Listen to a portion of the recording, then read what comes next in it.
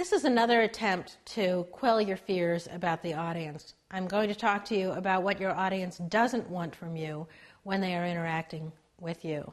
They don't want you to be imperfect. They don't want to be something that they have to sit and criticize. They don't want to look at everything about you to determine what is wrong.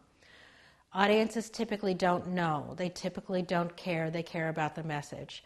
Let me tell you a story about that has to do with the first time I left to give a presentation skills workshop when my daughter was about 3 years old.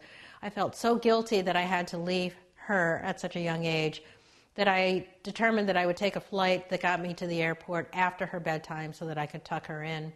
I let her help me pack. I was putting all of my clothes in my bag, and she said, "Mommy, let me help you." I said, "Okay, sweetie, get my black shoes from the closet." My black shoes? I had lots of black shoes. She brought me my black shoes. I didn't look at what they were because at that point I was in a hurry. I threw them in my bag, and the next morning I found out unmatching black shoes, both left feet.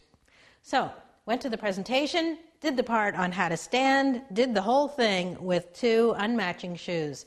Next day, after having bought a new pair of shoes that I liked, thank you very much, I asked the audience what they thought of my unmatching shoes the day before, and they all said, "You did not have unmatching shoes." Not a single person noticed. One had a different tip, they were different heights, they were unmatching shoes. Like right now, I'm wearing one shoe and not the other.